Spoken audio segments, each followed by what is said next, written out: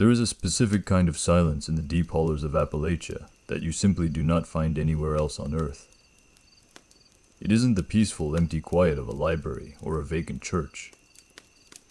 It is a heavy, wet silence. It presses against your eardrums like deep water, carrying the weight of 100 million years of unrecorded history. People say these mountains are old. That is a drastic understatement. Geologists will tell you that the Appalachians are older than the Atlantic Ocean, older than Saturn's rings, and older than the first shark that ever swam in the black depths of the primordial sea. They are the spine of the world, worn down by time and rain into rounded, deceptive stumps. But do not let the soft curves of the ridges fool you.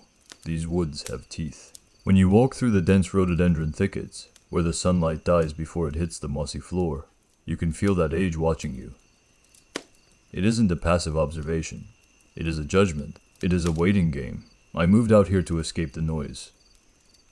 I wanted the solitude. I wanted to disappear into the green claustrophobia of the tree line, and forget the life I had left burning behind me in the city. But the thing about the silence here is that it demands to be filled, and if you make a sound, the woods don't just throw it back to you. That is the first lesson you learn in the high country. Never shout into a ravine, unless you are fully prepared for what answers you. In the rest of the world, an echo is just physics. It is a sound wave hitting a hard surface and bouncing back, mathematically predictable and sterile. Here, an echo is a decision. Sometimes, the mountains choose to keep your voice, swallowing it whole into the limestone caves beneath your feet, and sometimes, they choose to send it back. Changed. Warped. Like a recording played on a wet tape deck that is running just a little too slow. I used to love the isolation now. I'm afraid to speak above a whisper. My cabin sits at the end of a gravel fire road that hasn't seen a county maintenance truck since the Nixon administration. It's a sturdy structure, built from local chestnut oak, and fitted with a wrap-around porch that offers a view of absolutely nothing but trees. To the north, the ridge rises sharp and jagged like a broken jawbone. To the south, the land drops away into a ravine so deep that the mist never really clears from the bottom. Even at high noon, it's just me and Barnaby out here. Barnaby is a blue-tick coonhound, mostly deaf in one ear and possessing a tail that acts as a metronome for his mood. He's the kind of dog that doesn't need a leash. He knows the property lines better than I do, patrolling the perimeter every morning with the seriousness of a soldier on watch. We had a routine, he and I. It was a good routine. Morning started at 5:30 a.m., not because of an alarm, but because the birds out here scream the sun into existence. I debrew coffee so strong it looked like motor oil. Step out onto the porch, and just listen. I'm a surveyor by trade, retired early, due to a knee injury that ended my field days. So I have a habit of mapping things in my head. I mapped the sounds, the rhythmic tapping of a pileated woodpecker on the dead sycamore, the rustle of white-tailed deer moving through the brush, the distant, lonely hum of a jetliner passing 30,000 feet overhead.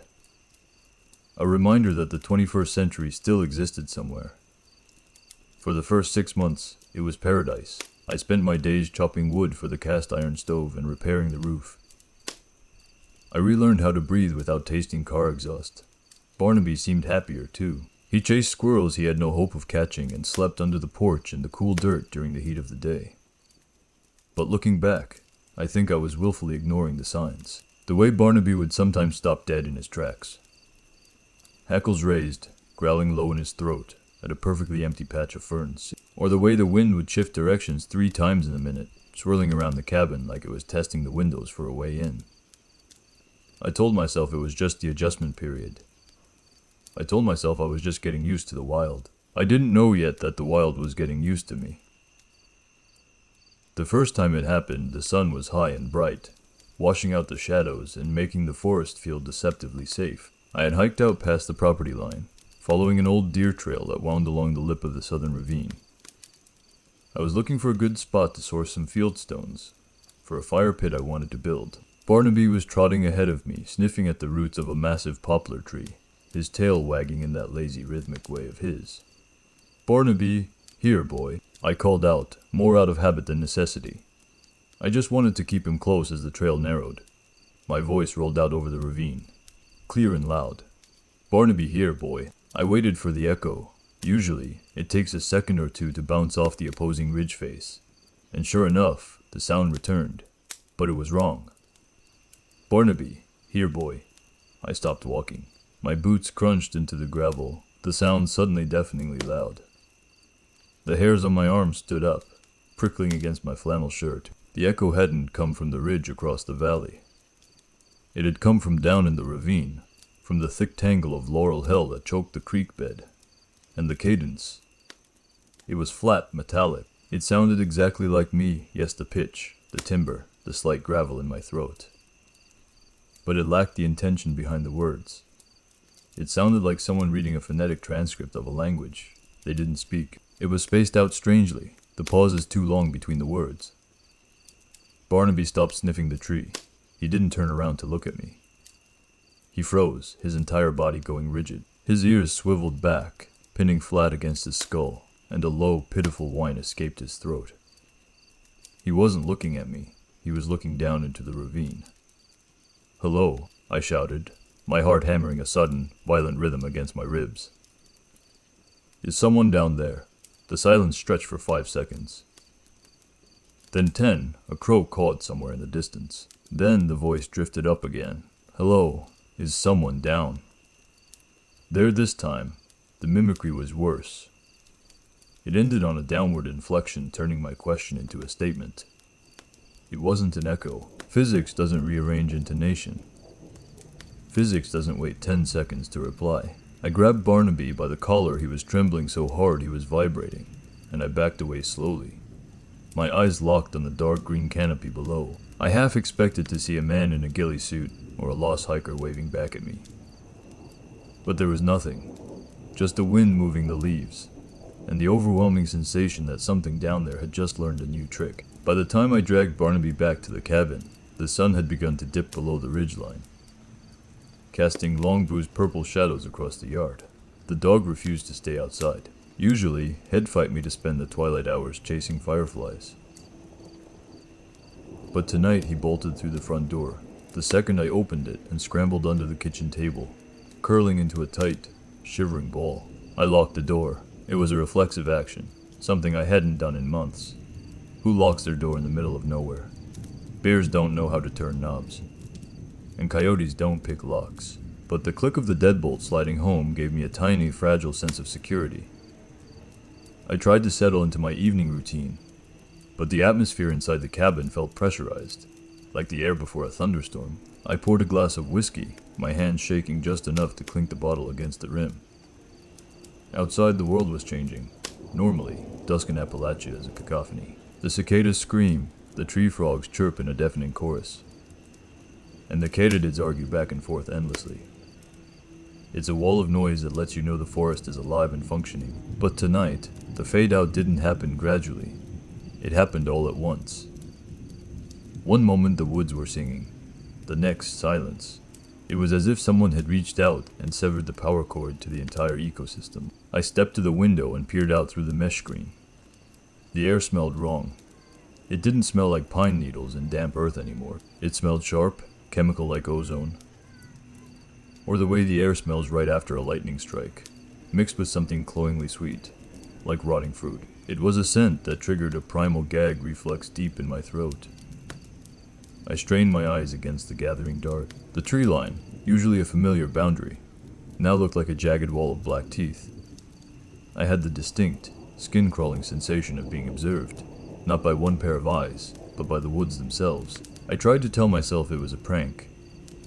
Maybe some teenagers from the town 10 miles over had hiked up to mess with the hermit. Or maybe it was a lyrebird I'd seen videos of them mimicking chainsaws and camera shutters. But lyrebirds don't live in North America, and teenagers don't smell like ozone and death. I drew the curtains shut, but I could still feel the weight of the gaze pressing against the glass. The silence outside wasn't empty. It was holding its breath. It was listening. And for the first time in my life, I was terrified to make a sound. I couldn't sleep. Every creak of the cabin settling in the cooling night air sounded like a footstep on the porch. Around 2 a.m., driven by a mix of paranoia and a desperate need for proof that I wasn't losing my mind, I dug an old digital voice recorder out of my surveyor's gear bag. I cracked the window just an inch enough to slide the device onto the sill, facing out toward the darkness, and hit record. Then I sat in the armchair with my rifle across my lap, watching the red lead light blink steady and slow, like a heartbeat. I must have dozed off eventually, because I woke up with a start to the gray light of dawn filtering through the curtains. The recorder's battery light was flashing low. Barnaby was still under the table, asleep but twitching, chasing phantom rabbits in a nightmare. I retrieved the recorder and brought it to the kitchen table. My thumb hovered over the playback button. Part of me expected hope to hear nothing but wind and the occasional owl hoot. I pressed play. The first 2 hours were exactly that. Silence, wind, the rustle of leaves. I fast-forwarded, watching the timestamp tick by 3 a.m., 3:30 a.m. Then at 3:42 a.m., the audio spiked. I turned the volume up and leaned in. Through the tiny tinny speaker, I heard footsteps. They were heavy, uneven thumb drag moving across the wooden planks of my porch. They stopped right in front of the window where the recorder sat. Then a voice spoke. "Barnaby, here boy." It was my voice, identical to the shout I had made in the ravine, but then it continued. "Good dog, good boy. Come, out." My blood turned to ice water. I had never said those words yesterday. The thing wasn't just repeating a recording, it was rearranging my vocabulary. It was building new sentences. Then the voice changed tone. It dropped a flat, metallic cadence and softened. It sounded warm. It sounded trusting. "It's okay. It's okay. Open the door, Elias." It knew my name. I dropped the recorder. It clattered onto the table, but the audio kept playing.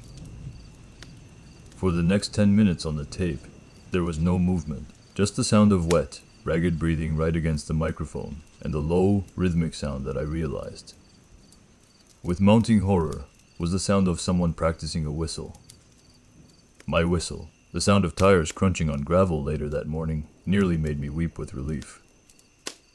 I scrambled to the window to see a green Ford Bronco, with the Department of Forestry emblem on the door pulling up the drive. Officer Miller, he was a good man, a local who checked in on the handful of residents in this sector once a month.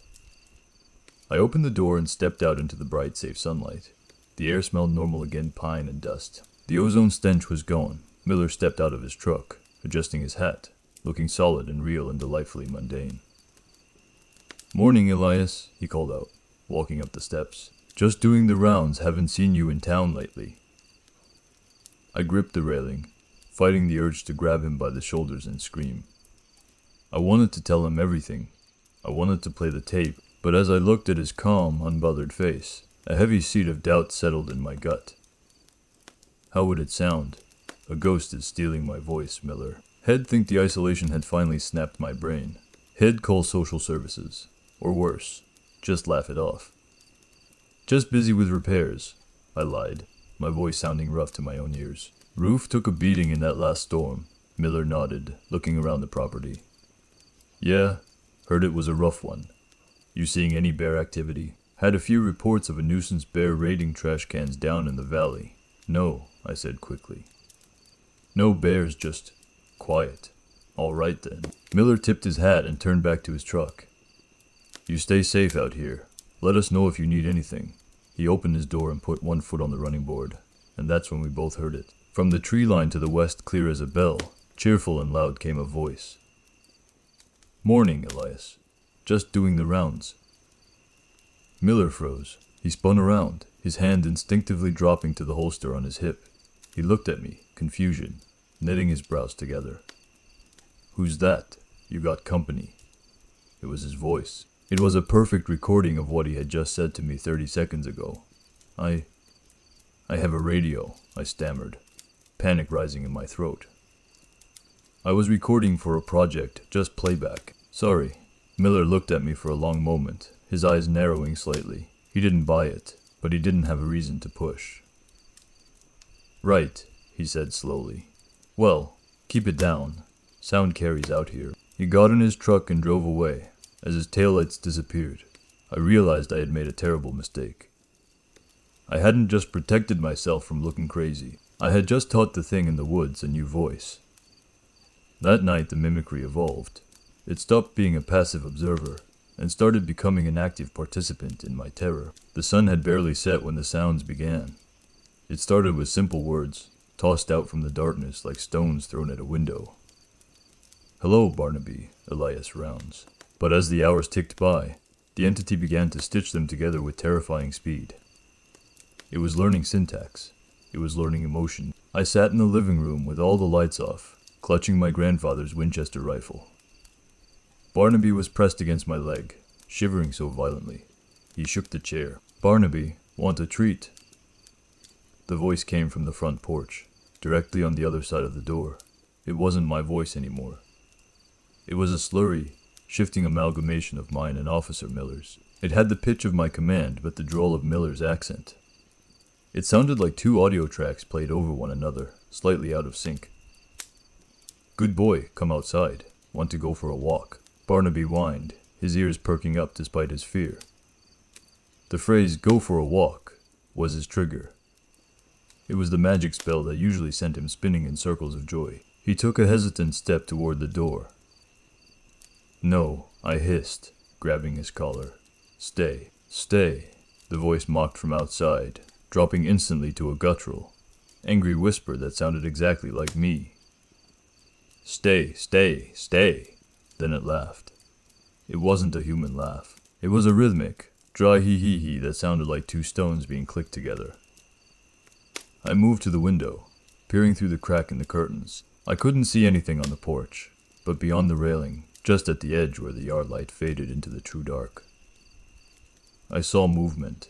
It was tall, too tall to be a bear, too thin to be a man. It stood perfectly still next to the old oak tree, blending almost seamlessly with the bark. It wasn't hiding, it was displaying itself. Then it spoke again, and this time it didn't use words I had said aloud. "I'm scared, Peter. I don't think these things are from."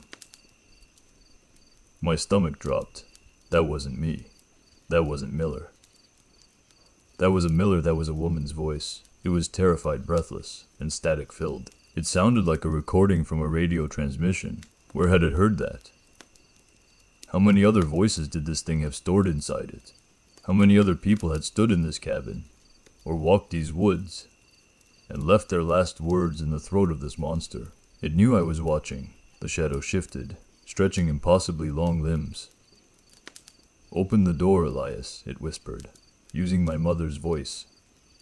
"It's cold out here." By the third night, I had barricaded the door with the heavy oak kitchen table, and nailed spare plywood over the windows. It was a futile gesture if that thing wanted in. Thin glass and pine boards wouldn't stop it.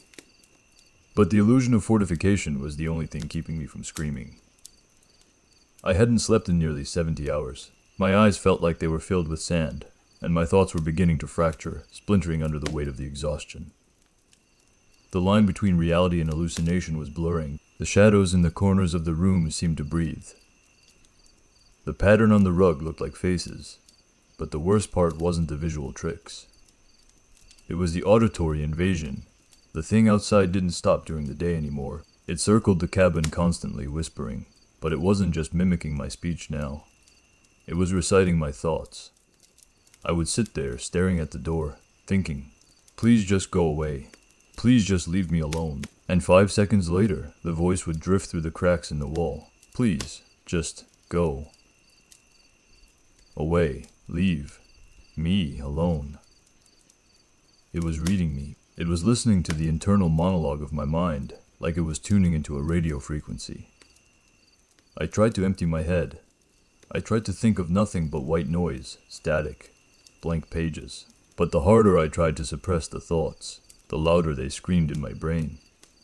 And the louder the thing outside echoed them back. At one point, it started reading from the books on my shelf. I heard it reciting passages from the Grapes of Wrath in a monotone drone, then switching to the ingredients on a soup can label I had left on the counter. It knew what was inside the house. It could see through the walls, or through my eyes. "Stop it," I screamed, clamping my hands over my ears. "Just stop it," the chanting outside ceased abruptly. The silence that followed was heavy and expectant. Then, a new sound began. A soft, wet scratching against the wood of the door, like a fingernail testing the grain. "Stop," it whispered, savoring the words. "Just stop it." I huddled in the corner, clutching the rifle, tears of frustration and terror streaming down my face. I was trapped in a box with my own sanity leaking out, and the thing outside was lapping it up like spilled milk. I realized then that it wasn't trying to kill me. Not yet. It was feeding on the fear. It was fattening itself up on my terror before the slaughter. It happened on the fourth afternoon. The sun was out, bright and mocking, creating a false sense of safety that my exhausted brain desperately wanted to believe in. The voices had stopped for a few hours. I thought maybe it had moved on. Maybe it had gotten bored. I needed water. The pipes had groaned and run dry yesterday, another torment, or just bad luck, and I had to get to the hand pump around the back of the cabin. I unbarricaded the back door, moving the heavy table inch by agonizing inch to avoid making noise. I clipped the leash onto Barnaby's collar, wrapping the leather strap tightly around my wrist. I wasn't taking any chances. We stepped out into the blinding daylight. The air was still, too still. I pumped the handle, the rusty squeak sounding like a gunshot in the quiet. I filled a bucket and turned to go back inside. That's when the leash went slack. I looked down. The leather strap had snapped cleanly, not torn but cut. Barnaby was gone. I hadn't heard a sound. No whimper, no scuffle of paws on the dirt. Just gone Barnaby. I whispered. From the tree line at the edge of the ravine, the same spot where this nightmare had started, came a sharp, pained yelp. It was unmistakable. It was my dog. "Barnaby," I shouted, forgetting the rules, forgetting the fear. "Help!" the voice screamed from the woods. It wasn't the metallic mimicry anymore. It was perfect. It was me screaming in absolute, unbridled agony. It sounded like I was being torn apart. "Help me! Oh God, help me! It's got me! Elias, help!" The logic part of my brain screamed that it was a trap. It screamed that Barnaby couldn't talk, and that the voice crying for help was my own. But the emotional part, the part that loved that dog more than anything on earth, overrode the survival instinct. I grabbed the Winchester from inside the doorframe. I didn't bother locking up, I ran. I sprinted across the yard and plunged into the tree line. Tearing through the briars in the laurel, the screaming continued, shifting locations, pulling me deeper. "It hurts, please, Barnaby, no." It was mixing the sounds now, my voice screaming, Barnaby barking, the sound of wet tearing. It was creating a soundscape of violence to draw me in. "I'm coming, buddy," I yelled, cycling around into the chamber. "I'm coming." I crashed down the slope of the ravine, sliding in the loose shale, tumbling toward the creek bed where the mist never cleared. The air grew colder with every step. The smell of ozone and rot hit me like a physical wall. I was running straight into its throat, and I didn't care. I just wanted my dog. The ravine was a different world. Up on the ridge, the sun was shining. But down here, beneath the canopy of ancient hemlocks and tangled rhododendron, it was twilight. The air was thick with a gray, swirling fog that clung to my skin like wet spiderwebs. It dampened sound and distorted distance, making the trees loom like jagged, moss-covered sentinels. I slowed my pace, my breath coming in ragged, steaming gasps. The screaming had stopped. The silence that replaced it was worse. It was the silence of a predator that knows the prey is finally within striking distance. "Barnaby," I whispered, the rifle shaking in my hands. I swept the barrel left and right, aiming at shadows. Every twisted root looked like a limb. Every sway of a fern looked like movement. Then I saw it. About 20 yards ahead, resting on a flat, mossy stone in the middle of the creek, lay Barnaby's collar. It was unbuckled, perfectly intact. It hadn't been ripped off in a struggle. It had been taken off. I waded into the freezing water, the chill biting through my boots. I reached for the collar, my fingers brushing the wet nylon. "Elias." The voice came from directly behind me. It was a whisper, right at my ear. I spun around, bringing the rifle up, my finger tightening on the trigger. There was nothing there, just a swirling mist. "Elias." Now it came from the left. My mother's voice, soft, disappointed. "Why didn't you answer the phone, Elias?" I spun left. "Nothing, Elias." From the right, my ex-wife, shouting in anger, the way she had during our last fight. You never listen, you just disappear. Hey buddy, my father's voice, dead for 20 years. Let's go fishing. The voices were coming from everywhere now. Up in the trees behind the rocks. Under the water, it was a surround sound assault of my entire life. Every person I had ever known, every conversation I had ever had, played back at once in a chaotic, deafening cacophony. Help me. Good boy. Code Black, I love you. You're going to die here. I fell to my knees in the creek, the icy water soaking my jeans. I covered my ears, but the voices weren't just outside. They felt like they were vibrating inside my skull. The entity wasn't just mimicking sound anymore. It was projecting it. It was filling the ravine with the ghosts of my past. Then the chaos got out. All at once, the fog in front of me parted slowly. Not by wind, but by will. And there, standing in the center of the creek bed, was nothing, or not nothing. It was a blur, a smudge in reality. It looked like a heat shimmer on a highway. But it was shaped like a man. It was tall, impossibly thin, and it rippled as it moved, reflecting the trees and the water around it, but distorting them, twisting them into impossible geometries. It had no face, but it had a mouth. A vertical slit in the shimmer that opened too wide, revealing a darkness that absorbed the dim light. And from that slit came my own voice, clear and cold, and terrifyingly calm. I am Elias now. The creature, this shimmering distortion of air and light, took a step toward me. The water didn't splash around its legs. It seemed to glide over the surface, the creek parting silently around its form. I scrambled backward, slipping on the slick river stones. The rifle clutched to my chest. Stay back, I screamed. The slit in its face widened, mimicking a smile. Stay back, it repeated. But it didn't sound like a parrot anymore. It sounded like mockery. It sounded like ownership. It raised a hand, or what passed for a hand. A bundle of shifting, translucent tendrils that solidified into long, sharp fingers as I watched.